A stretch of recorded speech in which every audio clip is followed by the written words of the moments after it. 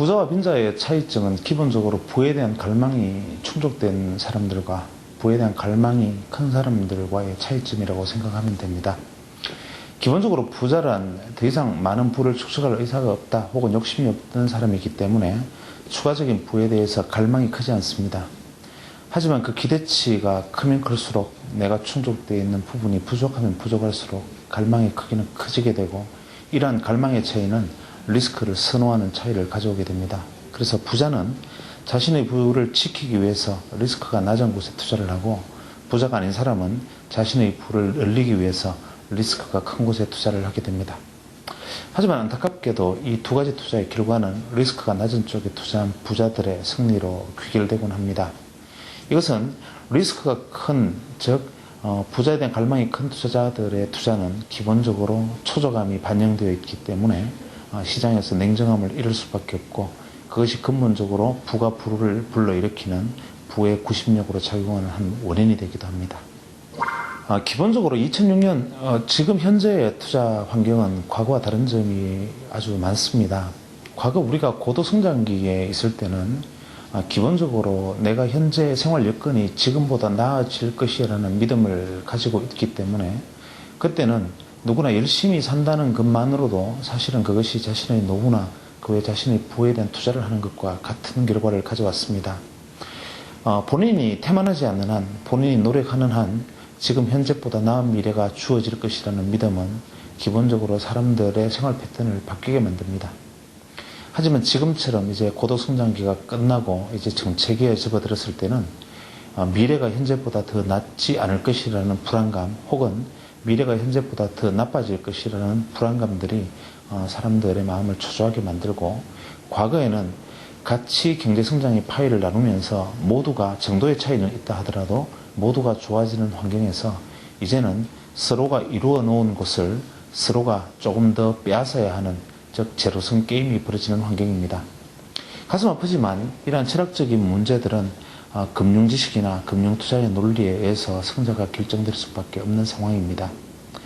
더 이상 경제의 파이가 커지지 않고 사람들은 더 많은 부를 축적해야만 하는 갈망이 지배하는 세상. 이때 슬프지만 살아남는 것은 내가 다른 사람보다 조금 더 이러한 금융지식이나 투자 환경에 대해서 관심을 갖고 지식과 어떤 이해도를 높여나가는 것, 현재로서는 그것밖에 없지 않나 생각합니다. 과거 3년간 자산시장이 상당히 많이 상승을 했습니다. 우리가 보기에는 변동성이 커진 것처럼 보이지만 사실은 변동성이라기보다는 금이든 은이든 굴이든 돈이든 주식이든 채권이든 부동산이든 모든 자산은 투자를 하기만 하면 일정 수준 이상의 수익을 남기는 것이 이제 모든 투자자들에게 익숙해져 있습니다. 하지만 2006년을 고비로 이제 유동성 환경이 달라지고 있습니다. 세계적인 자산시장의 열풍을 불러왔던 골디락스와 같은 우호적인 환경들이 사라지기 시작하고, 인플레가 실제적인 위협으로 이제 다가서기 시작했습니다. 투자 환경이 과거와는 달리 많이 나빠진 셈입니다. 이렇게 되면 향후를 비관하는 사람들과 여전히 앞으로 미래를 낙관하는 사람들과의 충돌이 커질 수밖에 없고, 그 과정에서 자산시장은 과거처럼 꾸준히 오르는 현상보다는 상당히 큰 변동성을 기록하면서 등락을 거듭하면서 장기적으로는 상승하는 모습을 보여줄 가능성이 큽니다. 그래서 지금과 같은 국면에서는 변동성 자체에 대한 두려움이나 변동성 자체에 대한 투자보다는 변동성을 큰 하나의 흐름에서 거쳐야 되는 산고 정도로 인식을 하고 좀 더 큰 눈으로 아주 매크로하게 거시적으로 바라보는 긴 호흡의 투자가 중요한 시기라고 생각됩니다. 현재 그 재테크 시장의 주요 변수들은 사실 현재 부동산 시장을 끌어올린 이유이기도 하지만, 이 베이비 부머, 지금 1953년에서 1964년 사이의 세대들이 이제 우리 경제력의 중심에 서기 시작했다는 것을 의미합니다. 그 세대들이 과거 10년 전에는 부모로부터 독립해야 할 세대였지만 향후 10년 후에는 이제 자녀들을 독립시켜야 하는 세대가 됩니다. 이러한 베이비부머 세대들이 그동안 축적된 자산을 통해서 좀 더 나은 생활 환경을 추구하려는 성향들이 현재 부동산 시장을 많이 달구었고, 또 향후 자산 시장에서도 환금 가능한 자산들, 즉 금융 투자에 좀 더 많은 투자를 하게끔 변동을 시킬 것이라고 생각됩니다.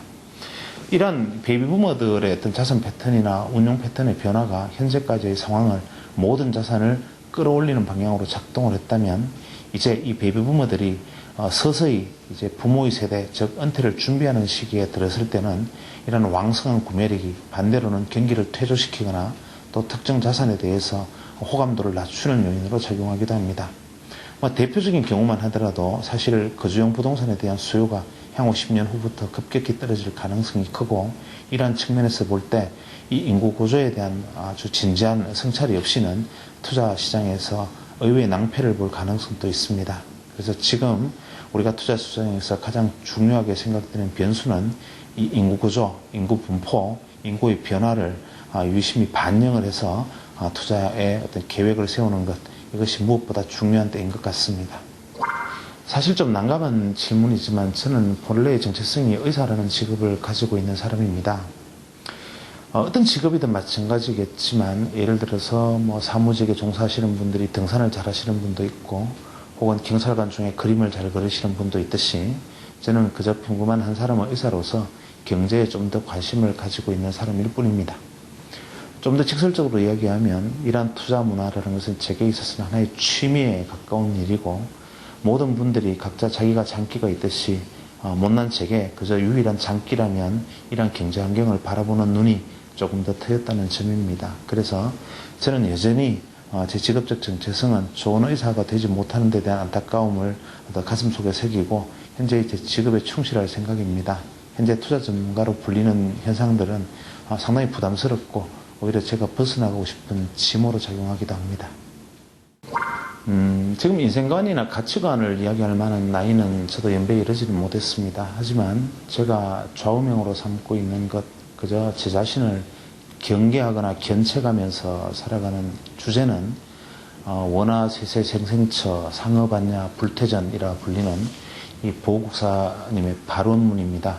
저는 불가신자는 아니지만 이 현재 내가 살아있는 이 땅에서 내가 반야의 경지에 이를 때까지 물러서지 않고 앞으로 정진하겠다라는 이렇게 발언을 세운 어떤 한 사람의 어떤 발자취를 스승의 모습으로 삼고 제가 세상을 살면서 뭔가 조금 더 나은 지식을 깨닫기 위해서 많은 노력을 하겠다라는 것을 일단은 목표로 삼고 있지만, 그것을 이룰 수 있는 꿈이라기보다는 현재 살아가는 삶에 대한 견책 정도로 생각하고 있습니다. 제가 이 책을 쓰면서 사실은 꼭 집어주는 쪽집게 투자교실, 쪽집게 투자서 이러한 관점을 벗어나기 위해서 참 많은 노력을 기울였습니다. 실제로 그런 것이 가능하지도 않을 뿐만 아니라 그것이 가능하다고 하더라도 이런 책이나 문자, 말을 통해서 이루어지는 것이 아니라고 생각합니다. 그래서 저는 이 투자라는 것을 우리는 많이들 행하고 있고, 또 요즘은 재테크 환경 때문에 투자들에 대해 관심이 많긴 하지만, 우리가 투자에 나서기 전에 우리가 챙겨보아야만 하는 것들에 대한 준비들이 혹시 부족하지 않았나라는 점을 한번 좀 되새겨보고, 또 실제로 내가 투자 행위를 할 때 어떤 것을 도외시하거나 또 어떤 것을 쉽게 간과하면 안 되는지, 또 실제로 내가 전문 투자자라면 혹시나 내가 투자의 논리에 빠져서 내가 나를 속이는 함정에 빠져 있지는 않는지, 이러한 부분들을 같이 한번 생각해 볼 수 있는 질문을 던지고 싶었습니다. 그래서 책의 내용도 혹시나 가벼워질까 스스로는 조심도 하고, 또 때로는 너무 어려워질까 걱정도 하면서 이 책을 썼습니다. 그래서 저는 이 책을 읽은 독자들에게 이 책을 읽으면 돈을 벌 수 있는 책이다라는 평가보다는 앞으로 내가 투자를 하기 위해서 한 번쯤 미리 준비하고 내 자신을 돌아보는 데 필요한 책이다라는 평가를 받기를 바라는 마음입니다.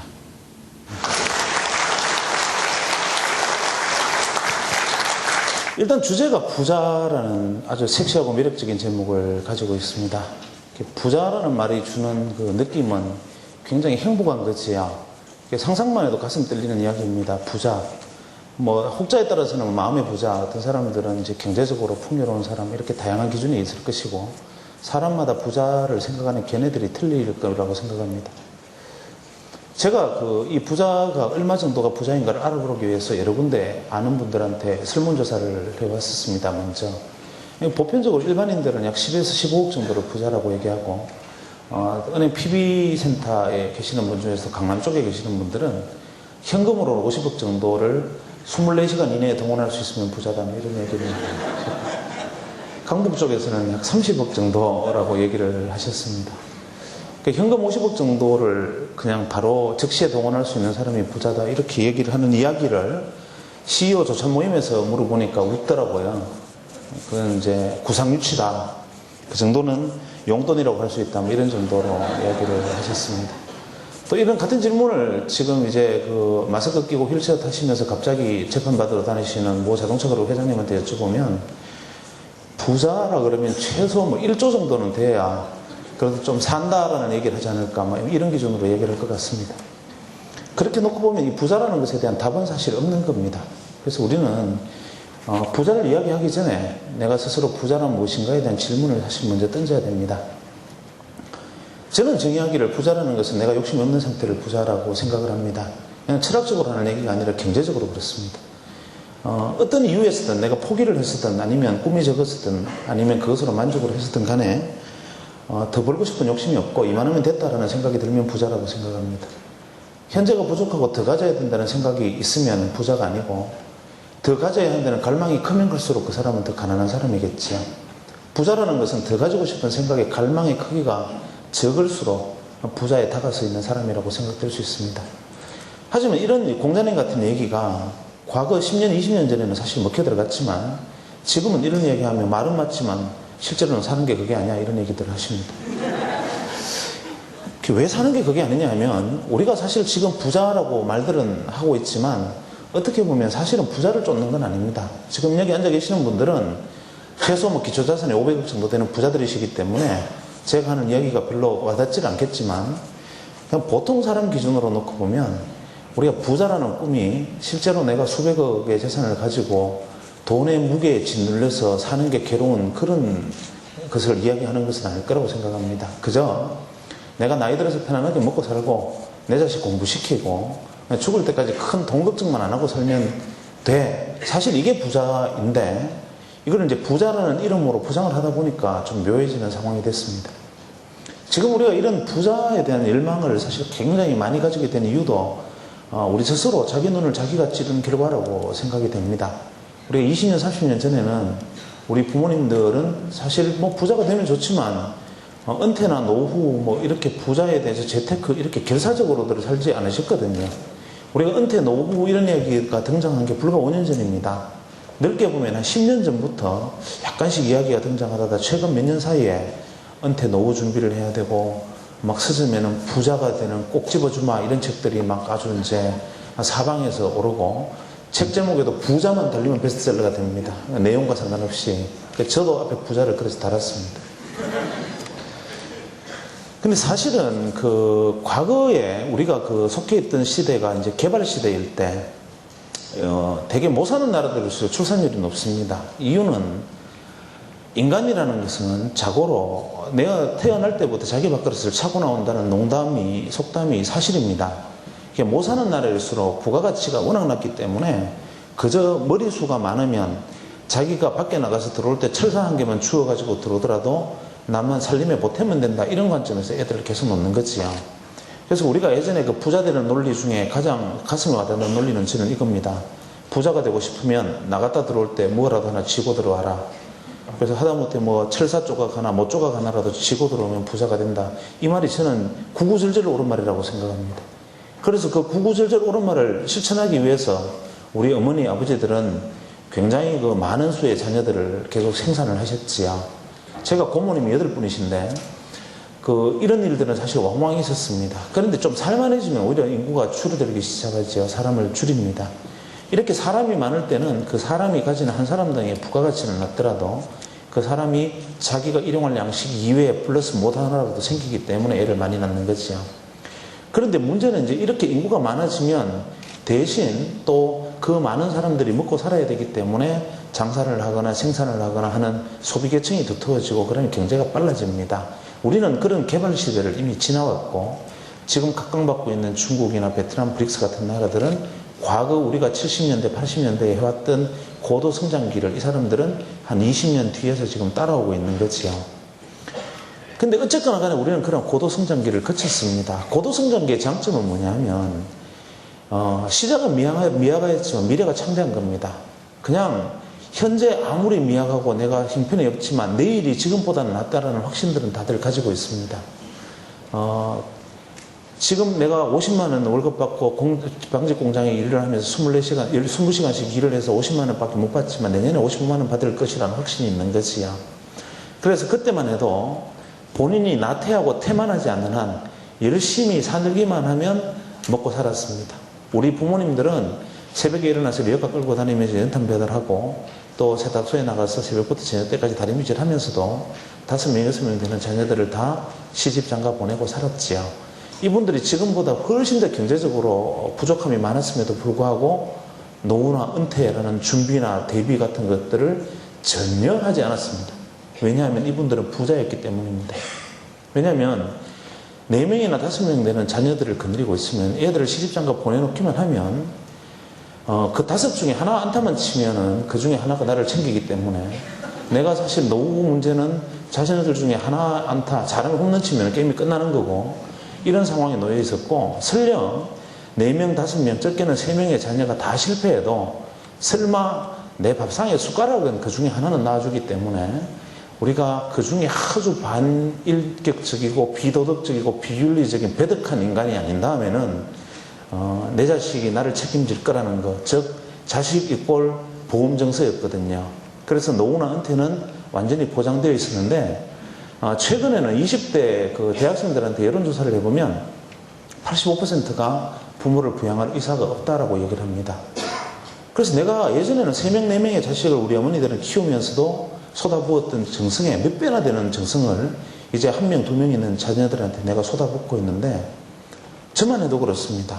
사교육비 장난이 아닙니다. 그렇게 해서 다들 쏟아붓고 내가 심지어는 기러기 아빠도 하고 엄마는 나가서 파출부까지 하면서 일을 해서 쏟아붓고 있는데 이놈들이 여론조사를 할 때는 뒤에 가서 종이에는 부모 안 모셔 이렇게 체크를 한단 말이죠. 밥상머리에 앉아서 얘네가 같이 밥을 먹으면 심각한 배신감을 느낍니다.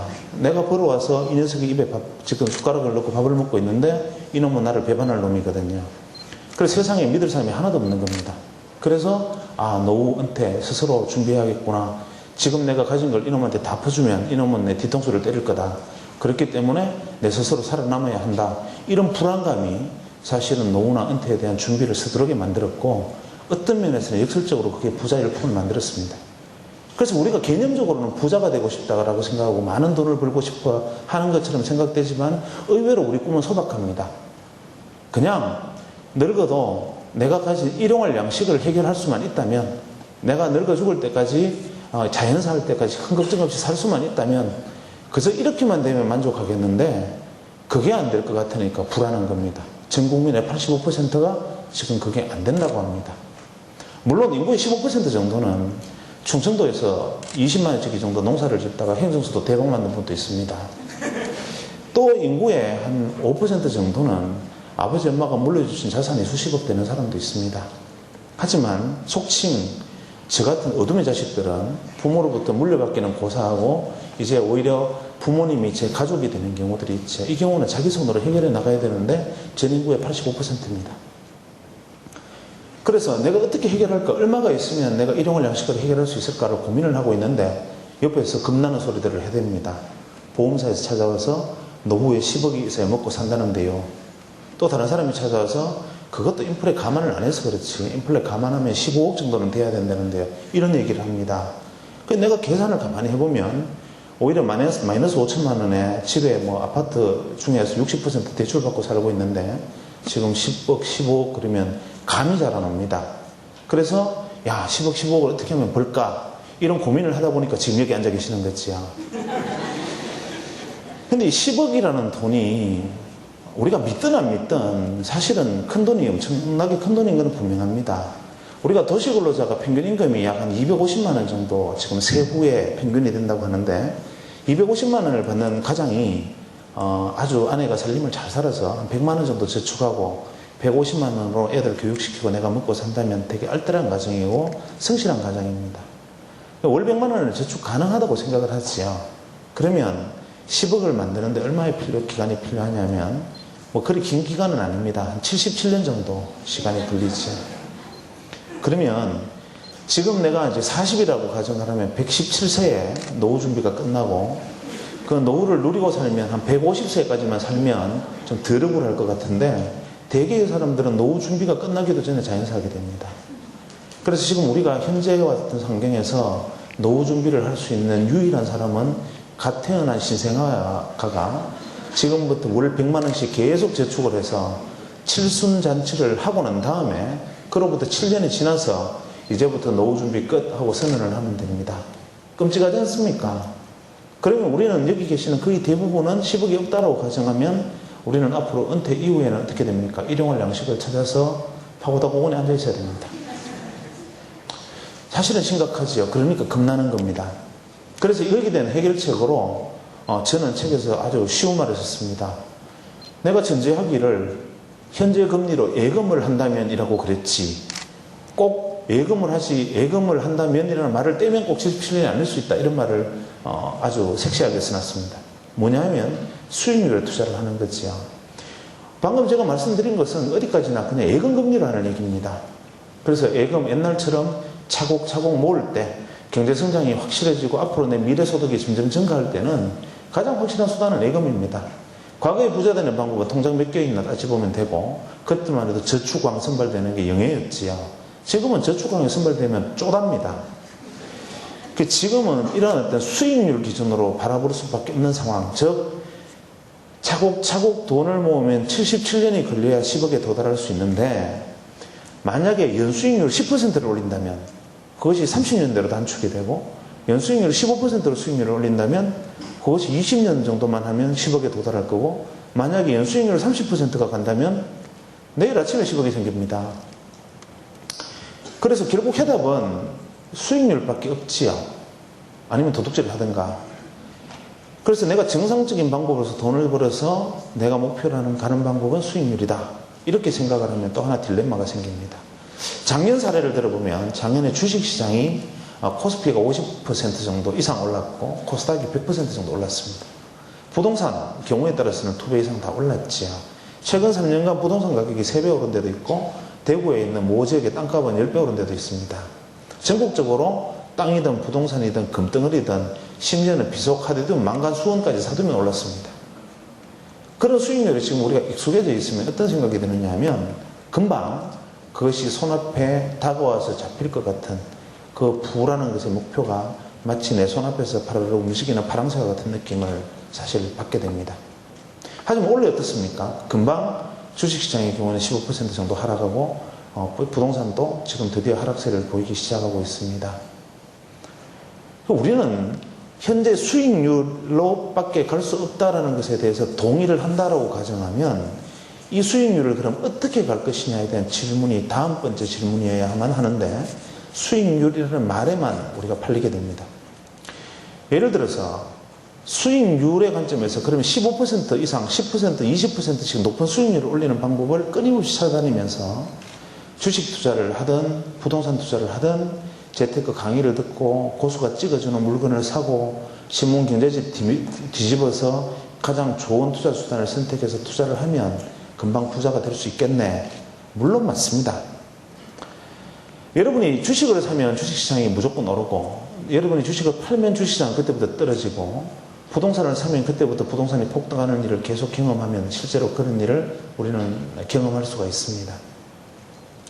하지만 실제로 우리가 투자를 했을 때 대개의 경우에는 반대로 가지요. 내가 부동산만 사면 부동산 값이 떨어지고 주식을 사기만 하면 그때부터 폭락합니다. 현재 상황 같은 때 어떻게 하는 것이 중요하냐면 수익률 분명히 중요하지만 수익률을 어떻게 관리할 것인가 어떻게 통제할 것인가가 사실 더 중요한 문제가 됩니다. 이 부분에 대해 설명을 하려면 결국 기준에 대한 설명이 필요한데 우리는 평균이라는 말을 굉장히 싫어합니다.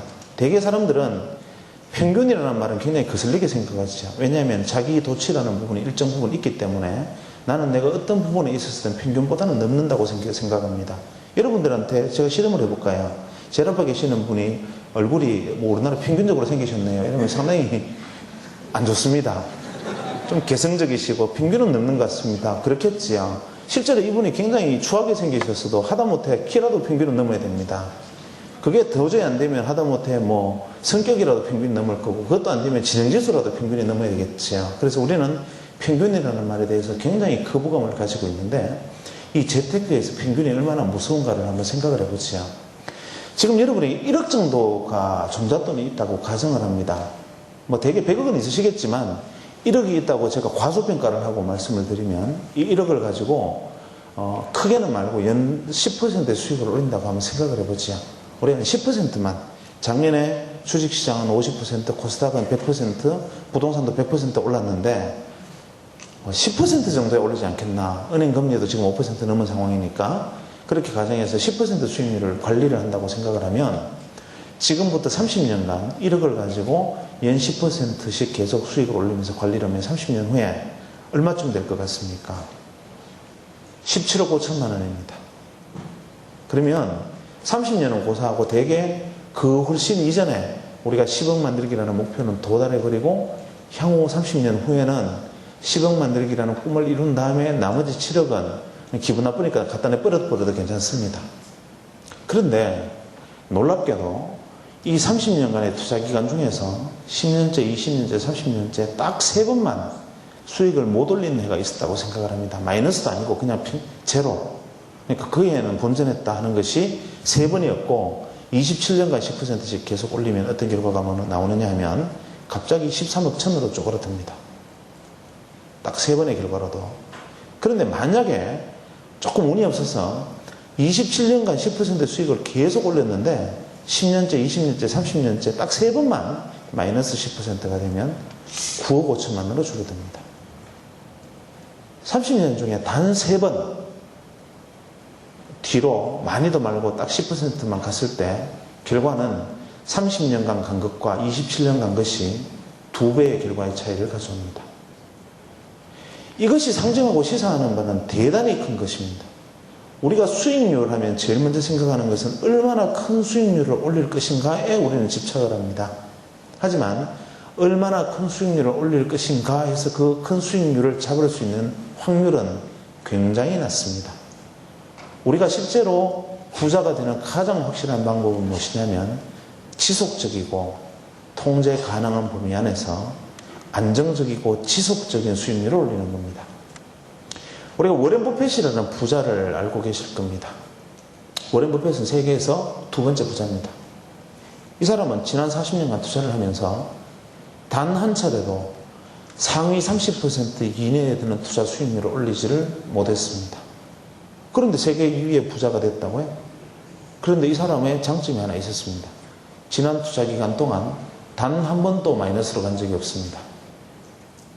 그래서 중간중간 1년, 2년, 3년, 4년의 수익률 기준으로는 워렌 버핏보다 훨씬 돈을 많이 번 사람들이 별처럼 많았고 대한민국에만 해도 워렌 버핏보다 돈 많이 번 사람이 때에 따라서는 수백만 명씩이 되었지만 결과적으로 워렌 버핏과 우리가 가지고 있는 부의 차이는 비교도 할 수 없이 큽니다. 이렇게 지속적이고 통제 가능한 수익률, 이것은 우리가 재테크 혹은 부를 향하는 어떤 방법론에 있어서 절대로 손에서 놓아서는 안 되는 가장 중요한 화두가 되어야 됩니다. 얼마나 큰 수익률을 내느냐가 아니라 지속적이고 안정적인 수익을 내야 된다. 이것이 중요합니다. 그러면 지속적이고 안정적인 수익을 내기 위해서는 우리가 어떻게 해야 할 것인가를 한번 생각을 해보지요. 세상에 자산 투자라는 것은 결과는 비슷합니다. 제가 책에서는 이렇게 얘기를 했습니다. 미국, 한국 사례를 다 들어봐도 지금 역사상 가장 안정적이고 좋았던 재테크 수단은 국내 예금 드는 것이었고, 두 번째가 채권 투자, 세 번째가 부동산, 네 번째가 주식 투자였다라고 이야기를 했습니다. 기간을 어떻게 잡느냐에 따라 틀리지만 사실 그 말 맞는 말입니다. 우리가 생각했던 상식과는 많이 다르고, 한국 시장이 아마 20년간 주식시장에 변화가 없었으니까 큰 문제가 없었지만 미국과 같은 경우에는 여러분도 아시다시피 다우지수가 불과 200~300포인트에서 출발을 해서 지금 12,000포인트까지 올랐으니까 어마어마한 대상승을 기록했는데 100년간 왜 주식 투자가 수익률이 높지 않나 이렇게 의구심을 가질 수가 있습니다. 하지만 여기에 대한 답은 해석하기에 따라서 틀린 결과가 생깁니다. 사실은 주식 투자가 주식 투자를 했을 경우에 평균 수익률 기준으로, 자, 주식을 한번 사례를 들어보죠. 평균 수익률 기준으로 100년 전과 지금을 비교했을 때 스탠다드 푸어스, 그러니까 미국 지수 기준으로, 우량주 기준으로 상승률이 연 인플레, 즉 연 금리 예금에 복리 예금을 들었을 때보다 1% 정도 수익률이 좋았습니다. 그러면 1%가 어디야? 그래도 주식이 좋았네 라고 질문을 하실 수가 있습니다. 하지만 이 주식이라는 물건은 묘한 겁니다. 아까 제가 평균의 힘을 말씀을 드렸지요. 지난 100년 전에 미국 시장에 상장되어 있던 기업 중에 현재 주식시장에 상장되어 있는 기업은 5%밖에 되지 않습니다. 그 말은 95%의 회사가 없어졌다는 소리입니다. 그 말은 95%의 기업에 속해 있던 주주들은 휴지가 됐다는 의미고, 불과 5%만이 자식한테 물려줬을 때 상속에 성공했다, 이런 의미가 됩니다. 우리는 쉽게 안 되면 애들한테 물려주지 뭐 이런 생각을 하고 주식 투자도 하긴 하지만, 여러분 생각에 50년 후에 혹은 100년 후에 삼성전자가 존속하고 있다는 확신을 하실 수가 있겠습니까? 역사는 실제로 그것을 증명했습니다. 살아남은 기업은 5%밖에 되지 않았고, 주식시장의 평균 지수는 죽어가는 기업들은 전부 버리고 새로 들어오는 기업들을 지수를 감안해서 평균화한 것이기 때문에, 만약에 주식시장에서 쓰러져간 그 수많은 시신들을 전부 지수화해서 대비를 했을 경우에는 주식투자 수익률은 지하 밑으로 뚫고 들어가야 됩니다.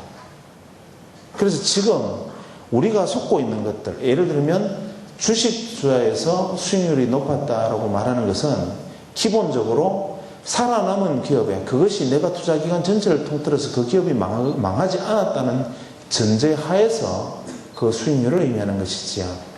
그렇게 놓고 보면은 대단히 주식 투자라는 것도 사실 무서운 것일 수 있습니다. 부동산 투자도 마찬가지인데, 이점에서 그러면 또 주식 투자가 얼마나 행복한 건지를 또 한번 얘기를 해볼까요? 살아남은 기업을 중심으로 하면 1%가 넘는 수익률을 올렸고, 워렌 버핏이 성공한 이유는 딱 하나 있습니다. 여러분이 생각하는 것처럼 무슨 비법이 있는 것이 아니라 살아남을 수 있는 놈만 투자한다. 이것이 유일한 방법이었습니다. 살아남을 수 있는 기업의 증거는 뭡니까? 장사를 잘해서 배당을 많이 준다는 거지요. 그래서 장사를 많이 잘해서 이익을 주주들에게 배당을 많이 하는 회사가 곤망할 리는 없으니까 계속 배당을 많이 줄 때까지는 가지고 있다가 그게 배당 액수가 줄어들기 시작하면 안 해 하고 버리고 다른 걸 삽니다. 이렇게 그냥 꾸준하게 해왔던 워렌 버핏식 투자는 세계 2위의 부를 일으키는 원인이 됩니다. 이유는 뭐냐면, 살아남은 기업 기준으로 주가도 많이 올라 있지만 주식 투자에서는 일반 금리 투자나 그 외 다른 투자와 비교되지 않는 부가가치가 존재하기 때문입니다. 우리는 두 번째 핵심 개념은, 첫 번째는 지속 가능한 수익을 안정적으로 올리는 것이 재테크의 핵심이라고 얘기하면, 두 번째는 부가가치를 이해하는 겁니다. 가격만 놓고 보면, 예를 들면 과거 삼성전자가 3만 원일 때 지금 삼성전자가 60만 원에서 20배가 올랐고, 그때 당시 강남아파트 가격 비해서 강남아파트가 3.5배 올랐는데 삼성전자가 훨씬 많이 올랐지, 놀랍지라고 얘기하지만 사실은 그것보다 훨씬 놀랍습니다. 이유는 미국 주식시장에서 살아남은 기업들이 준 배당은 평균 연 3%였고, 살아남은 기업들의 연간 순이익 증가치는 평균 역시 3%였습니다. 이것이 결국 평균 6%의 수익률로서 평균 5% 금리보다 플러스 1%의 수익을 가능하게 한 요인이 됐습니다. 가격으로 놓고 보면 그때보다 100원 하던 것이 만원 되었다, 이렇게 말을 하지만, 그 100원 하는 것이 만원이 될 동안 내가 그것을 보유하고 있었다면 그 기업에서 내게 배당으로 매년 뱉어낸 3%가 누적적으로 계속 쌓였다면 실제로 나는 주식의 가격과는 비교도 되지 않은 자산을 이루고 있는 거지요. 워렌 버핏은 그렇게 부자가 됐습니다. 그러면 주식 투자의 경우에는 어떻게 됩니까? 살아남는 기업, 배당을 주는 기업만 굳세게 보유하면 반드시 금리 이상의 수익을 보장을 하면서 누적적인 부가가치, 즉 배당만큼의 플러스 알파가 더 존재하고 엄청난 수익을 준다. 단 그것이 회사가 살아남지 못했을 경우에는 거들난다. 이게 정답이 됩니다.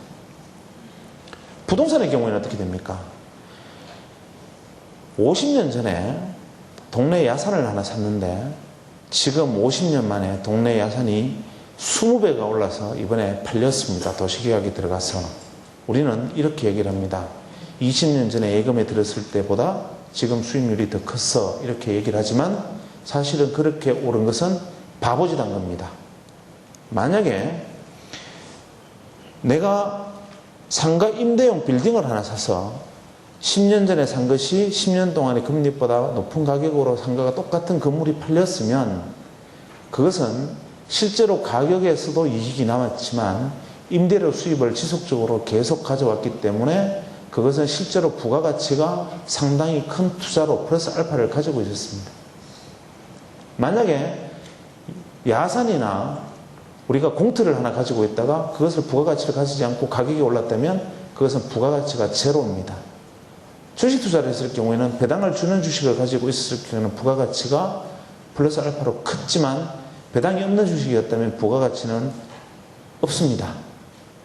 이점에서 우리는 부가가치의 중요성을 굉장히 중요하게 한번 생각해 볼 때가 되었습니다. 그럼 같은 관점에서 우리가 살고 있는 아파트를 놓고 생각하면 어떻게 되겠습니까? 지금 강남 아파트 가격은 예를 들어서 서울 강남의 모 아파트와 같은 경우에는 평당 5천만 원이 넘었었습니다. 이 아파트를 유지하는데 금리 비용만 해도 월 500만 원 정도를 내가 부담하고 있는 것입니다. 이 아파트가 10년 전에 비해서 지금 3배가 올랐습니다. 많이 오른 것이라고 스스로 자화자찬할 수가 있지만 이분은 엄청난 손실을 봤습니다. 이유는 내가 동일 금액을 투자했을 때 부가가치를 발생시킬 수 있는 투자를 했을 수도 있지만 이분은 어떻게 됩니까? 역부가가치를 비용으로 발생시켰습니다. 실제로 내가 같은 자산을 가지고 어떻게 활용할 수 있는 부가가치를 활용할 수 있는 기회를 내가 스스로 박차버린 것과 같지요. 그래서 지금 20억짜리 30억짜리 아파트를 깔고 사는 것은 투자라는 관점에서 놓고 보고 부동산 가격은 앞으로 더 오를 것이야 그러면서 그것을 들고 있는 것은 우리가 재테크 부가가치 논리에서 보면 지극히 어리석은 게임을 우리는 하고 있는데도 불구하고 우리는 가격의 높낮이, 과거 얼마였는데 지금이 얼마다라는 평균 가격의 높낮이만 바라보기 때문에 이런 착시를 일으키게 됩니다. 우리가 투자 수단을 보면은 되게 재미있는 현상들을 발견할 수가 있습니다. 지난 20년, 30년, 50년 이렇게 폭을 넓혀서 보면 단기적으로 1, 2년 동안에는 때로는 주식이 많이 오르고 때로는 부동산이 많이 오르고 때로는 채권값이 많이 가격이 괜찮았을 때가 있습니다. 하지만 30년도 늘려서 보거나 때로는 20년 혹은 40년 이렇게 넓혀서 보면 세상의 모든 자산 가치는 똑같이 오르게 되어 있습니다. 지금 역사적으로 현물, 주식, 채권, 부동산 모든 투자 수익률이 최근 30년간 정점에서 똑같이 만난 해가 2005년입니다. 2005년의 수익률 그래프를 보면 지난 20년 내지 30년간 격차가 서로 때로는 주식 때로는 부동산 이렇게 벌어졌던 수익률 곡선이 한국 시장에서는 2005년 말에 주식 투자와 부동산 투자 수익률이 20년 투자 수익률이 똑같이 만났습니다. 이 말이 상정하는 것은 우리뿐만 아니라 전 세계적으로도 이러한 현상이 바뀌는 것은 가격이라는 것을 우리에게 다시 한번 생각해 보게 만듭니다. 우리는 이렇게 생각합니다. 내가 부동산을 사서 가격이 많이 오르면 부동산에 대해서 나는 탁월한 감각을 가지고 있다라고 생각을 하고 부동산은 들고만 있으면 반드시 오른다라는 믿음과 확신을 가지고 있습니다. 그렇지만 그러한 믿음과 확신은 내가 부동산 속에서 그럴 것이다라는 혼자만의 믿음이지요. 주식 투자한 사람한테 한번 물어보십시오. 10년 전에 있는 주식이 지금까지 끝까지 버티고 있으면 반드시 올라. 맞는 말입니다.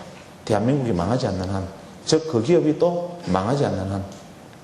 그래서 과거 미국 시장의 역사나 한국 시장의 역사, 세계 시장의 역사를 살펴보면 때로는 석유값이, 때로는 금값이, 때로는 금리가, 때로는 주식이, 때로는 부동산이 오를 때도 있고 내릴 때도 있고 더 앞서 나갈 때도 있고 뒤서갈 때도 있지만 앞서거니 뒤서거니 했지만 크게 묶어서 10년, 20년, 30년 단위로 재보았을 때는 우리가 소위 말하는 투자 행위를 했을 때 투자 행위의 평균 수익률은 거의 같다라는 결론을 내리게 됩니다. 그럼 우리가 어떻게 해야 될까요? 부자 되는 방법은 하나가 있습니다. 제가 사기를 친다면 이렇게 말씀을 드릴 수가 있습니다. 주식, 잘 나갈 때 주식 투자하는 방법이 있지요. 부동산, 오르는 부동산만 콕콕 찍는 노하우가 생길 수 있습니다. 금값 3,000불 갑니다. 이렇게 얘기를 하면 금값이 지금 $500일 때 사두면 되고, 부동산 꼭 끄집어주는 거 사면 되고, 주식은 대박 터지는 종목 골라서 사면 머지않아서 금방 부자가 됩니다. 그런데 옛날 지난 100년간 전 세계에서 왜 그런 똑똑한 사람들이 한 사람도 등장하지 못하고 왜 그런 투자로 부자가 됐다는 사람들을 우리는 구경하지 못했다고 생각하십니까? 세상의 모든 투자는 앞서 말씀드린 평균으로 회귀를 하기 때문입니다. 인간이 하는 모든 행위들은 성공과 실패를 반복하게 되어 있고, 앞서 말씀드린 1억을 가지고 30년을 투자했을 때 3년만 마이너스로 가도 그 수익률이 뚝 떨어진다는 이치에 따라서 내가 투자 행위에 있어서 몇 번의 실패만 하더라도 결과적으로는 평균밖에 가지 못하기 때문에 이런 결과가 생깁니다. 우리는 한 가지 믿어야 됩니다. 뭘 믿어야 되느냐면, 투자에 있어서 가장 좋은 수단은 없습니다. 주식 제일 좋은 방법이야. 이것도 거짓말이고, 앞서 말씀드렸듯이 주식이라는 것은 망하는 것을 빼고 나면 끔찍한 수단입니다. 대신 부가가치를 생각하면 굉장히 탁월한 수단이기도 하지요. 부동산, 불패 맞습니다. 절대로 사라지지 않습니다. 에일리언에서 폭파하지 않는 한 그대로 존재하지요. 금값, 금은 지구상에 제한되어 있기 때문에 금은 반드시 오르게 되어 있습니다. 자, 이러한 부분들을 어떻게 해석을 해야 되느냐 하면, 근본적으로 우리가 가지고 있는 모든 자산은 가격이 오른다라는 전제에서 생각을 하면 됩니다. 이것이 바로 인플레입니다. 우리는 인플레를 나쁜 것이라고 생각하기 때문에 인플레 하면 끔찍하게 생각하지만, 사실 인플레만큼 내 주머니의 자산이 늘어납니다. 우리가 인류가 제일 처음에 태어났을 때 팬티만 입고 돌도끼 하나 들고 맘모스 잡으러 다녔습니다. 그때 인류가 가진 모든 자산은 한 동네에 있는 돌도끼의 숫자만큼의 자산이었지요. 하지만 세상이 바뀌면서 농사를 짓는 농경지가 생기고, 나중에 다리와 건물을 짓고, 지금과 같은 공장도 생기고, 이제는 도로도 생기고, 통신망까지 생긴 이 모든 자산이 엄청나게 늘어났죠. 인간이 지구상에서 살아가는 한 자산은 계속 늘어나고, 자산이 늘어나는 만큼의 크기가 결국 인플레 증가율입니다. 그럼 우리는 이러한 인플레 증가 때문에 내가 가지고 있는 모든 자산은 결국 가치가 늘어난다는 생각을 해보면 재테크는 단순합니다. 여러분이 꼭 주식을 할 필요도 없습니다. 꼭 부동산을 살 필요도 없어요. 기분 나쁘면 망간이라는 금속을 한번 사보세요. 그것도 너무 흔하다 싶으면 비소나 아니면 저 화학 공식에 굉장히 드물게 한 번씩 등장하는 아연, 아연 같은 거는 몸에도 좋으니까 그런 거 좀 사보는 것도 괜찮습니다. 그런 걸 사서 덮어만 놓으면 우선 당장은 어떨지 모르겠지만 5년 후에나 10년 후에나 20년 후에는 주식 투자한 사람이나 부동산 투자한 사람이나 망간산 나나 똑같이 니나네나 똑같네 하는 기간이 반드시 나타납니다. 이것은 평균의 힘, 결국 자산의 원리를 사실 말해주는 것이기도 합니다. 그러면 우리는 목표로 하는 것은 두 개가 있습니다. 하나는 이 평균 곡선을 넘어서는 방법을 찾아내자. 어떻게 해서든지 간에 평균의 힘이 인플레라면 주식이 앞서 나갈 때는 주식 투자하는 눈을 기르고, 부동산에 앞서 나갈 때는 부동산 투자하는 눈을 기르고, 수원이 앞서 나갈 때는 수원 투자하는 눈을 기르고, 카드듐관을 앞서갈 때는 카드듐을 사는 눈을 기르자. 카드듐은 안 됩니다. 그러면 이따이 병이 걸리거든요. 그래서 이런 눈을 기르자. 그러면 손대는 족족 황금이 되는 마이다스의 손이 된다. 이런 생각을 하는 방법이 하나가 있고, 두 번째로는 어차피 평균이라면 평균 밑으로 절대로 가지 않으면 누적적으로는 평균 이상의 수익이 되지 않겠나, 이런 생각을 해볼 수도 있습니다. 핵심은 이미 짐작하셨을 거라고 생각합니다. 굉장히 재수없는 결론이지요. 평균 이하만 하지 말자. 이게 현실적인 대안입니다. 평균 이하로 가지 않는다라는 것은 평균의 힘을 나는 최대한 누릴 수 있고, 덕분에 운이 좋아서 평균 이상 가는 것은 내 목으로 취하면 됩니다. 이때 우리가 간과하는 것 하나, 부가가치를 거기다가 덧붙이면 평균의 힘 플러스 다른 사람은 누리지 못한 엄청난 누적 수익률을 기록할 수 있게 됩니다. 여러분이 주식 투자를 해서 주식의 가격이 평균만큼만 보유한 주식이 올라주면 대부분의 사람들이 비소 샀다가 망간 샀다가 수원 샀다가 뭐 구리 샀다가 유가 샀다가 부동산 샀다가 막 하면서 왔던 결과보다 한 30년 지나면 10배 정도 돈이 많아져 있습니다. 단 그 회사가 망하지 않는다는 전제하에서. 이것이 사실 우리가 재테크에서 가고자 하는, 제가 주장하고자 하는 길입니다. 그렇다면 우리가 투자를 할 때 어떻게 하면 그래도 현재 상황에서라도 평균 이상의 수익을 계속 낼 수 있는 방법은 뭘까? 이러면 어떻게 됩니까? 부동산이든 주식이든 금덩어리든 무엇이든 간에 장기 투자하면 된다, 이런 얘기들을 많이 듣게 됩니다. 실제로 장기 투자했을 경우에는 평균 수익률을 가져오게 될 확률이 대단히 높습니다. 아까 말씀드렸다시피 언젠가는 본전을 하기 때문이죠. 그래서 장기 투자를 할 때, 단기 투자를 할 때 비교를 해보면 우리가 주식 투자든 부동산 투자든 혹은 무엇인가를 투자를 했을 때 여러분들이 경계해야 될 가장 무서운 적은 무엇이냐면 자기 자신에 대한 자만, 자기 자신을 지나치게 믿는 과신의 현상들입니다. 대개 우리가 요즘은 이제 재테크에 관심이 많기 때문에 신문의 경제면 정도는 보고, 그 다음에 세상 돌아가는 이치는 조금씩 다들 알고 있습니다. 요즘 환율 떨어지는 거 알고 있고, 그 외에 뭐 상황이 나쁜 거 알고, 심지어는 미국 연방 FOMC 금리, 심지어는 뭐 이제 내일, 다음 주에 미국 연준의 의장이 뭐 의사당에서 발언을 한다던데 이런 것까지 압니다. 그렇지만 이렇게 내가 많이 알고 있다고 생각하는 사람이 대개 투자에 뛰어들면 그 투자는 대개 성공을 합니다, 처음에. 왜 그러냐면 여러분들에게는 항상 초심자의 행운이라는 것이 존재하기 때문에 그렇습니다. 예를 들어서 여러분이 주식 투자를 한다고 가정을 하면 이렇게 한번 생각을 해보시죠. 최근 한 달간 신문에, 최근 1년간 신문에 주식시장 붕괴 위기, 주식시장 연일 하락, 어제 떨어진 주식시장 오늘 또 대폭락, 이런 기사가 다녔을 때 생전 주식 투자 한 번도 안 하던 분들이 갑자기 주식 투자하면 좋겠네 하고 들어가서 계좌 열고 주식 투자를 하시겠습니까? 대개 여러분들이 주식 투자를 처음 하게 되는 동기는 어떠냐면 신문에 주식시장 연일 급등, 이제는 소판돈 논판돈 전부 주식시장에 들어와, 주식 없는 사람 박탈감 점점 커져, 이러다가 주식시장으로 사회 양극화 심화, 이런 기사 나오면 나도 한번 주식이나 좀 해볼까 하고 다들 투자해서 뛰어들게 됩니다. 그때는 반드시 돈을 법니다. 이것을 가만히 생각해 보면 우리가 정답이 있을 수도 있습니다. 왜 그러냐면 여기에 언덕이 있는데 저 위에서 고장난 택시 한 대가 저를 향해서 지금 달려오고 있습니다. 브레이크가 고장나서 빠른 속도로 막 달려오고 있는데 이 앞에까지 달려왔습니다. 근데 제가 여기 서 있으니까 택시가 앞에 와서 스톱 탁 멈춰버릴 확률은 제로에 가깝습니다. 여기에 멈추든 저기에 멈추든 택시는 나를 지나서 저쪽에 가서 멈추게 되어 있습니다. 그래서 굉장히 빠른 속도로 달려오던 가속도가 붙어있는 물체는 나를 통과해서 지나갑니다. 여러분들이 가격이 계속 올라가던 가속도가 있는 국면에서 무엇인가를 내가 투자를 했을 때 그것은 반드시 단기적으로 성공하는 이유입니다.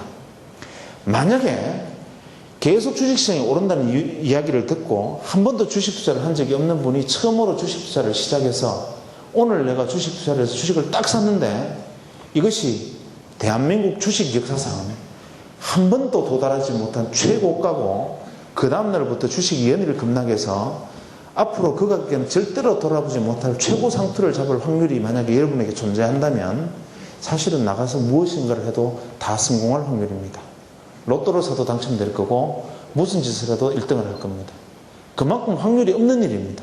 그래서 가격이 오르고 있는 국면에서 내가 무언가를 시작하면 단기적으로 반드시 수익률이 나는 것, 이것이 바로 초심자의 행운인데 이것을 초심자의 행운이라고 생각하지 않고 역시 나는 보통 사람과 다른 지적 수준이 있어, 내가 이번에 주식 투자를 하기로 결행한 내 나름대로의 스스로를 보면 거울 앞에 서 있는 내 모습이 너무 잘났고 나는 보면 볼수록 자랑스러워서 어쩔 줄을 몰라, 이제 주식에 성공했으니까 다음에 부동산 한번 해봐야지 하면 거지 됩니다. 이게 바로 우리가 소위 말하는 초심자의 행운입니다. 그렇지만 그에 반해서 장기 투자자는 어떤 마인드를 가지고 가느냐 하면, 우리가 장기 투자 그러면 어떤 것을 장기 투자라고 얘기했습니까? 한 달? 2년? 10년? 아니면 자수만대 물려줘서 워렌 버핏처럼 100년 가는 것, 그것이 아니라 특정 성과를 평균 이상으로 내었다고 생각됐을 때 이익을 실천할 줄 아는 사람이 장기 투자자입니다. 내가 가격이 낮다고 생각할 때 무엇인가를 투자를 해서 그 가격이 평균 이상의 가격을 돌파해서 내게 행운을 주었을 때 그 지점에서 그 행운을 가져갈 수 있는 사람이 바로 장기 투자자입니다. 단기 투자자는 아까 말씀드렸듯이 가속도가 붙어있는 택시를 내 앞으로 지나가는 순간에 잽싸게 타서 멈추는 지점까지 가는 것, 이것이 단기 투자자지요. 그래서 장기 투자자의 승리 요인은 뭐냐면 수익이 평균 이상으로 나주는 어떤 국면까지 기다리기 때문에 쓸데없는 비용을 줄이고 그 기회를 언젠가는 올 수 있다는 믿음이 실제로는 증명이 되기 때문에 수익이 납니다. 단기 투자자는 고장난 택시가 여기 멈출지 여기 멈출지 여기 멈출지를 예측하고 그 자리에서 택시를 타려고 기다리고 있기 때문에 실패를 합니다. 이러한 초심자의 행운은 어떤 위험을 몰고 오느냐 하면 여러분들을 바로 리스크 환경에 몰아넣습니다. 요즘 보면 재테크, 꼭 집어주는 재테크, 이것도 보면은 거짓말 제목으로 3년 안에 이루자, 순빨간 거짓말이지요. 그런데 요즘 보면 극단적으로는 이런 경우까지 발견하게 됩니다. 당신의 전 인생 리스크에 올인하라, 이런 이야기도 발견하게 되고, 책을 보면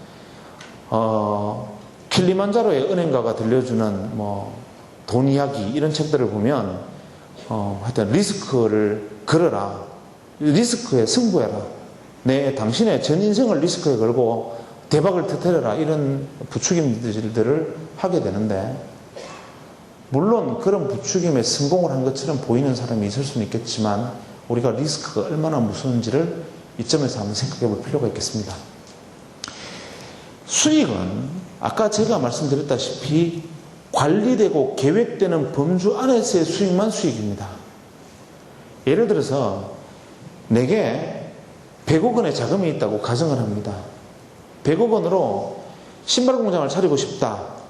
그것으로서 한 달에 10만 켤레 운동화를 만드는 공장을 차리고 싶다 해서 10만 켤레의 공장을 만들 수 있는 것까지 내가 계획할 수 있고 실천 가능합니다. 계산을 해봤을 테니까. 그래서 100억을 투자해서 한 달에 10만 켤레 운동화를 생산하는 공장을 만들었습니다. 실제로 10만 켤레를 생산했지요. 단 10만 켤레를 생산해서 9만 켤레를 팔고 10,000 켤레 정도의 재고를 가지고 가겠다라는 것은 기대입니다. 앞에 공장 생산까지는 계획이지만 9만 켤레를 팔겠다는 것은 기대지요. 그런데 이 기대가 만약에 10,000 켤레가 팔리고 9만 켤레가 재고가 남는 끔찍한 파국으로 나타날 수도 있고, 반대로 10만 켤레가 다 팔려서 재고가 하나도 없는 상황으로 가는 엄청난 대박이 날 수도 있습니다. 하지만 이 사람이 이 기대를 설정을 했을 때는 이 앞에 100억이라는 투자를 할 때의 계획에 문제가 있는 겁니다. 예를 들어서 이 사람이 1,000억의 자산가라면 100억의 투자가 가능합니다. 돈은 반드시 부자가 부를 불러일으키고 부자의 리스크는 리스크가 아닙니다. 상상을 한번 해볼까요? 유전이 있습니다. 유전이 가능성이 있는 곳이 지금 있습니다. 여러분들이 유전 개발을 시도를 합니다. 유전 개발에서 성공 확률은 10% 정도 됩니다.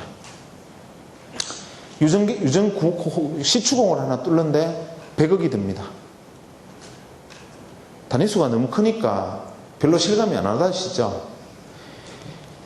시추공을 하나 뚫는데 100억인데 지금 여러분들에게 2,000억의 자산이 있습니다. 시추공을 하나 뚫리면 100배 정도의 수익이 가능합니다. 유전이 터져버리면. 그러니까 100억을 투자해서 만약에 유전 개발에 성공해버리면 1조 정도의 수익이 납니다. 그렇지만 100억을 투자해서 유전 개발을 했을 때 성공 확률은 10%라고 가정을 합니다. 여러분에게 2,000억의 자산이 있습니다. 유전 개발을 해야 됩니까? 안 해야 됩니까? 당연히 해야 되지요. 여러분의 유전 개발을 하면 할수록 그것은 여러분의 계획의 범주에 들어있고 그것은 여러분이 계획되어진 범위 안에서 계속적으로 여러분의 부를 늘려줍니다. 부자는 부자가 되고 부자는 부자가 되고 돈은 돈을 만들어냅니다. 여러분에게 100억이 있습니다. 유전 개발에 나서겠습니까? 안 나서겠습니까? 나서면 황당한 사람이고 안 났으면 가슴 아픈 일입니다. 이때 나서서 성공한 사람은 리스크를 모험으로 극복한 성공인으로 TV에 나오겠지만 10명에 9명은 깡통 차고 노숙자가 되어버리는 거지요. 이때 100억이 있는 사람에게 유전개발은 투기고, 이때 2천억이 있는 사람이 유전개발은 투자입니다. 2천억이 있던 사람이 투자한 것은 리스크가 아니고 자기가 통제 가능한 범위 안에서 계획을 한 것이고, 100억이 있는 사람은 계획을 해놓고 기대만 한 겁니다. 이거를 우리가 재테크 개념으로 그대로 한번 가져와 보면 우리가 얼마나 어리석은 일을 반복하고 있는지를 우리는 여실히 알 수 있습니다. 여러분이 경마장에 저하고 같이 간다고 생각을 하시죠? 저 경마 좋아합니다. 한 번씩 경마장에 과천 갈 일이 있으면 들러봅니다. 선행마, 추임마 이런 것도 잘 알고 있습니다. 잘 아시죠? 가보면 저는 경마에 가면 어떤 말을 고르겠습니까? 경마장 가면 제일 재밌는 풍경은 뭐냐면 경마 예상지라는 물건이 제일 저는 가보면 재밌습니다. 보면 오늘은 어떤 말이 컨디션이 좋고 어떤 말이 과거 성적이 좋아서 어떤 말이 어떤 기수와 만나면 이번에 우승할 확률이 가장 높은 말이다. 경마 예상지입니다. 저는 재밌는 게 거기 들은 사람이 다 습관적으로 그걸 산다는 거지요. 그걸 경마 예상지를 적는 사람이 아무한테도 가르쳐주지 말고 자기 혼자 고말에 투자를 하면 자기는 경마로 떼돈을 벌 텐데, 이 사람은 워낙 휴머니즘이 강해서 자기 혼자 절대로 먹지 않고 예상지라는 이름으로 다른 사람에게 그것을 팔지 자기 스스로 경마는 절대로 안 합니다. 그런 사람이, 그래서 저는 그분들을 한번 뵙고 싶었어요. 경마 예상지 만드는 분들이 너무나 인품이 또 고고하시고 또 다른 사람들을 배려하시는 마음이 크기 때문에 고작 그 몇천 원밖에 안 하는 예상지로 다 파시고 그 좋은 정보를 다 주신단 말이에요. 그러니까 우리 같은 또 이 필부들은 그런 고수들이 주시는 예상지를 들고 투자를 하러 가지 않습니까? 가서 저같이 또 이 안정을 중요하게 생각하는 사람은 어떻게 하겠습니까? 그 예상지에 1등 하는 말에 투자를 할 것 같지요. 저는 가면 그 경마 예상지에서 절대로 성공하지 못하고 오늘은 조심해라 하는 말을 삽니다. 그 다음에 말이 한 바퀴 이렇게 시위를 합니다. 나가기 전에. 그때 보고 어디 쩔뚝거리는 놈 없나, 말에 침을 질질 흘리는 놈은 없나, 또 막 기수가 살이 쪄가지고 막 말이 흐흐거리는 기수는 없나, 이것만 봅니다. 그래서 그 말을 삽니다.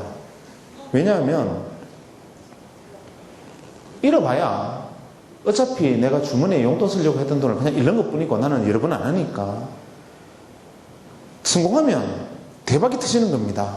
그래서 저는 잃어버리면 에이 내가 오늘 5만 원 없다 생각하고 그냥 웃고 말지 뭐 이렇게 할 수 있지만, 대박이 터지면 갑자기 벤츠 한 대 사가지고 집에 가는 겁니다. 그런데 만약에 그 경마장 오신 분 중에 거기 주머니에 들어있는 돈이 자기 전 재산이고 이 돈이 없으면 죽는다고 가정을 하세요. 이분이 어떻게 해야 되겠습니까? 저처럼 비루 먹은 말은 없나, 다리 부러지는 없나, 이거 찾겠습니까? 이분은 경마 예상지도 여러 종류 사서 또 예상이 일치하는 말들만 고른 다음에 그것도 시위할 때 또 보고 약 먹은 놈은 없나 이렇게 본 다음에 그 말을 살 거란 말이에요. 그렇죠? 그러니까 내가 목표로 하는 것이 멀고 가져야 할 것이 많은 사람은 실제로 자기가 생존의 상황에 딱 놓이면 가장 리스크를 회피하는 쪽으로 갑니다. 여유 있고 있으나 없으나 그만인 사람들은 리스크는 게임입니다.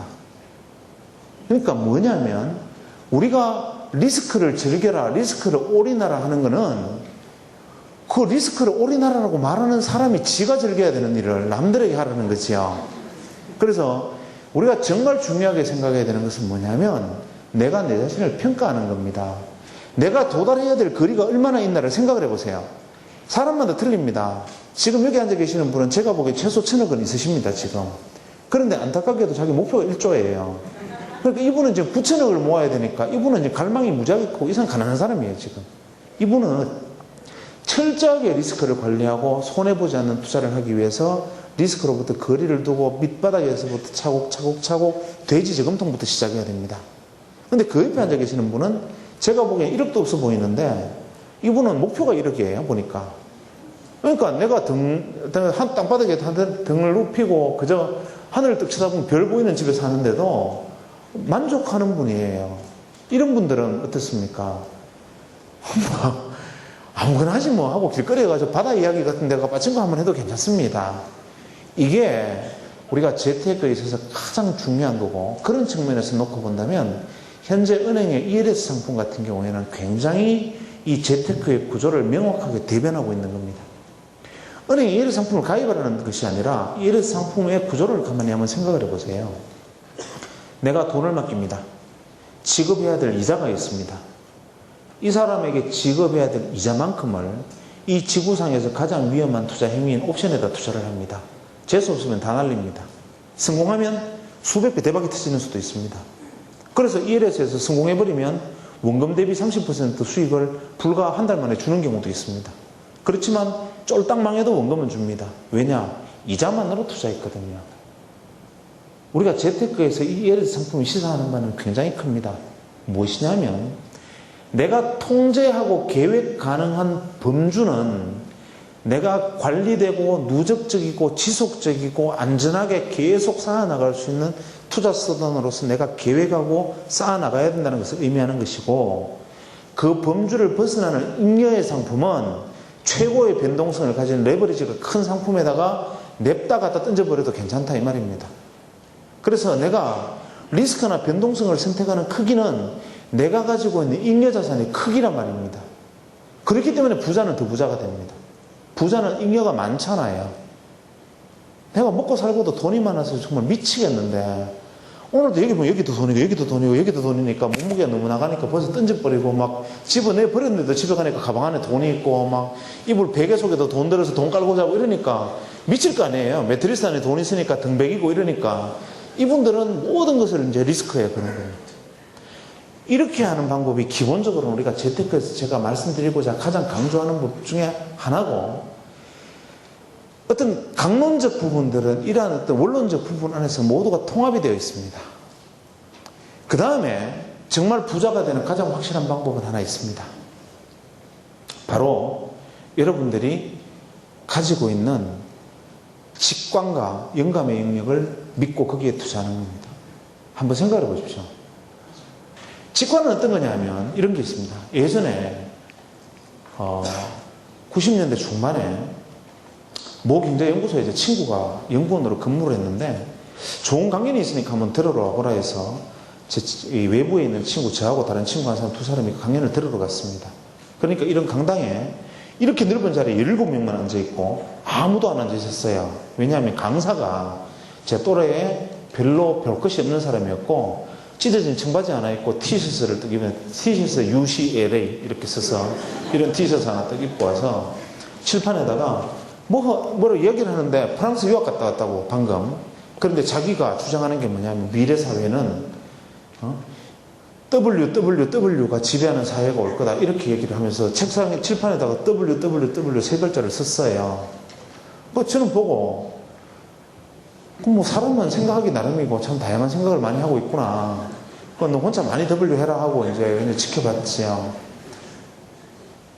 그때 이 사람의 말을 16명이 잠잡고 저도 잡고 저하고 같이 갔던 친구 하나만, 세상에 이상한 사람도 있잖아요. 또 그런 얘기 재밌어 하는 사람도 있어요.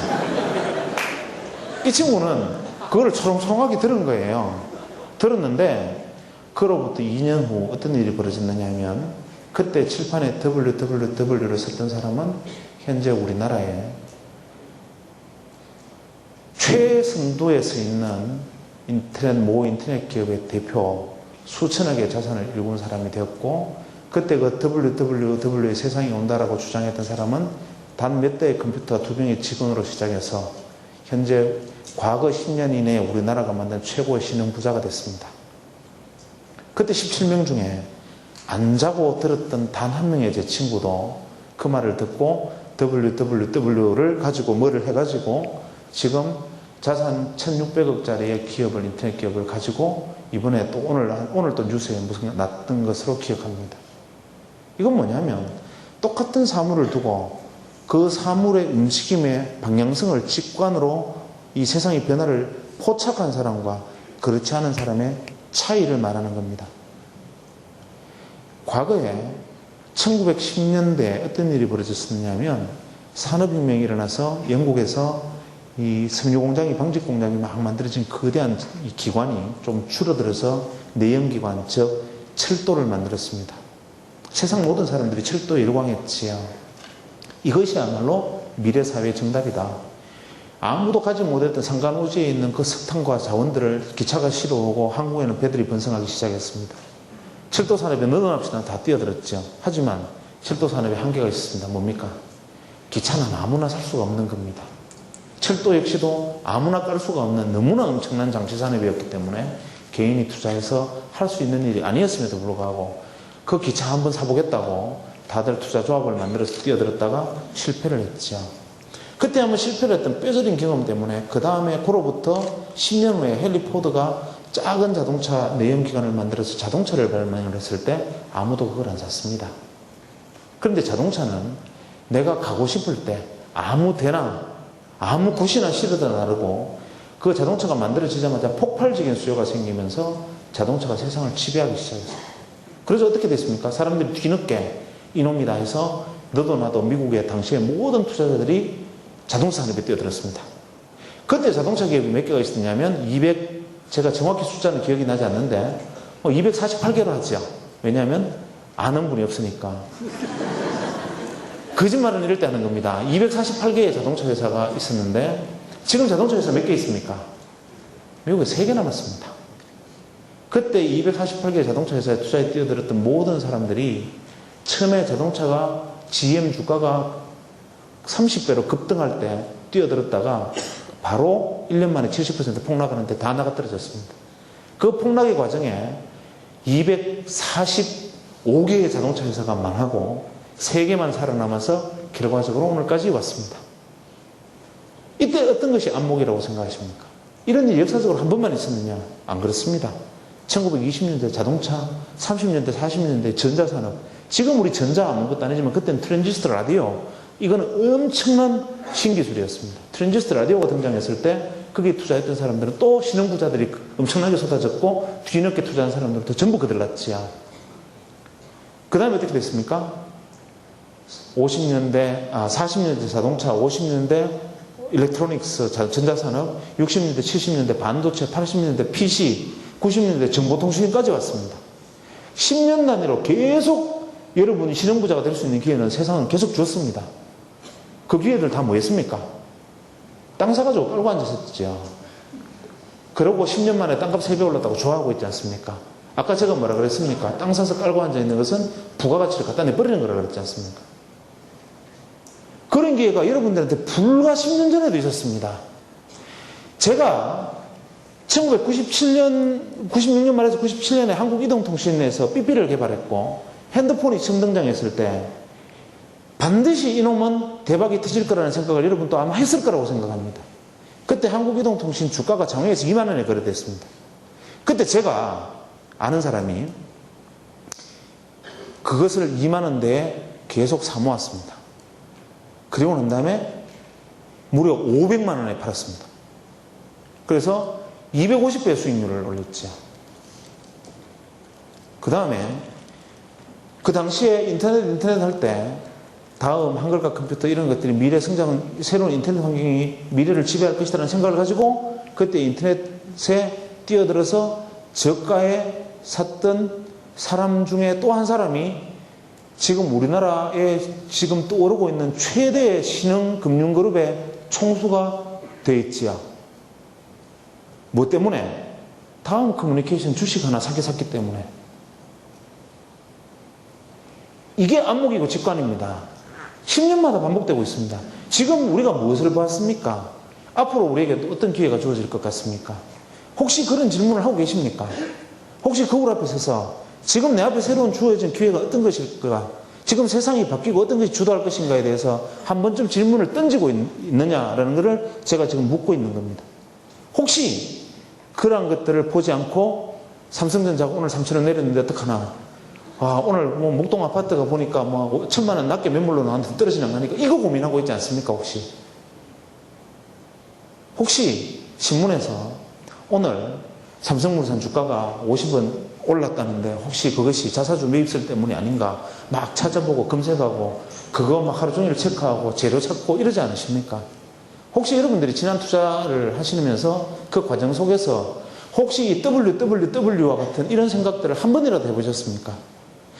안 해봤으면 여러분은 절대로 부자가 안 되고 앞으로도 안 되고 지금도 안 되고 미래도 안 됩니다. 제가 기분 나쁘게 단언을 하자면 부자는 우리가 내 마음을 채우는 부자는 내가 일을 통해서밖에 성취할 수 없는 겁니다. 왜? 주식 투자를 해서 돈을 많이 번 사람은 직장 그만둬야 되는데 왜 그만두지 않는지 아십니까? 지속 가능한 수입이기 때문입니다. 매월 안정적으로 보장된 수입이 200만 원, 250만 원, 300만 원이 꼬박꼬박 내 계좌에 지속적이고 안정적으로 들어오기 때문에 내가 사는 겁니다. 주식투자 수익률, 부동산 투자 수익률처럼 들쭉날쭉한 것이 나를 먹여 살리지 않는다는 것을 내가 알기 때문에 다른 짓에서 돈을 벌어도 그걸 그만 못 둡니다. 저 역시 그렇지 않습니까? 제가 돈 많이 벌었을 것 같지 않습니까? 벌써 틀리잖아요, 이 허리가. 이런 책도 썼잖아요. 그러면 엄청나게 돈을 많이 번 것 같지 않습니까? 그것이 진실이든 아니든 제 귀 모양 보세요. 돈 많게 생겼잖아요. 그런데 왜 병원을 하고 있겠습니까? 지속적이고 안정적인 수익을 계속 주고 있잖아요. 그것이 가장 중요한 거란 말입니다. 그 이외의 잉여분을 내가 레버리지를 리스크에 투자해서 뭔가를 꿈을 쫓는 것, 이것이 내게 성공을 가져올 수도 있고 실패해봐야 뭡니까? 원래의 내 모습은 남아있잖아요. 그러니까 나를 투자하는 것이 아니라 내가 가지고 있는 잉여를 투자하는 거고, 투자를 많이 하고 싶고 리스크를 즐기고 싶으면 잉여를 많이 만들어내야 됩니다. 현재 내가 나를 지키는 것 이상의 무언가를 내가 더 만들어내고 끊임없이 내 삶 속에서 그걸 만들어낸 다음 그 만들어낸 걸로 투자하라는 거죠. 그게 계획이고 관리입니다. 그래서 정말 여러분이 우리가 개념적으로 말하는 큰 부자가 되고 싶으면 직관과 안목, 영감을 키워야 됩니다. 세상을 보는 눈을 크게 뜨고 큰 눈으로 멀리서 내려다봐야겠죠. 그냥 오늘 내일 주가지수 5% 내렸다 올랐다 이거 쳐다보고 있는 것으로는 여러분이 절대로 오늘 현재의 모습에서 벗어날 수 없는 겁니다. 기분 나쁘시지요? 사실은 제가 매번 강의를 하면서 항상 제가 제 자신에 대해서 아쉬웠던 점은 한 3분의 2까지는 잘 나가다가 나머지 3분의 1이 되면 저 혼자 돌아버린다는 겁니다.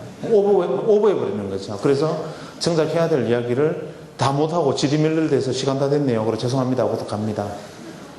왜냐하면 그래야 다음에 또 오잖아요. 제가 강연을 하면. 책도 그렇습니다. 사실은 이게 제 능력이기 때문에 여기까지밖에 못 썼는데 이 다음에 뭔가 있을 것만 같은 느낌을 줘야 다음에는 또 부자 투자학 이런 걸로 또 한 번 더 팔아먹잖아요.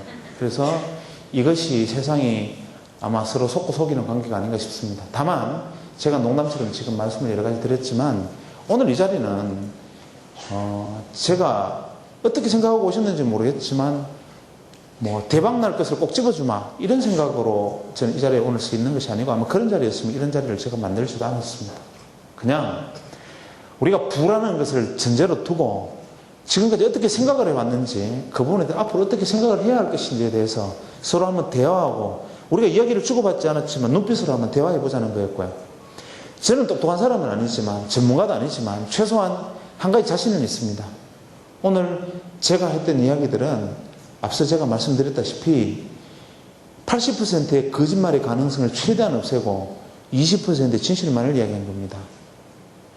저한테 혹시 당신이 성공했다고 말한다면 저는 성공하지 못했지만 여러분 눈에는 그렇게 보일 거 아닙니까? 일단 여기 서 있기 때문에 그것이 주식 투자를 잘했기 때문이냐라고 물으면 솔직하게 말씀드리면 그게 아닙니다.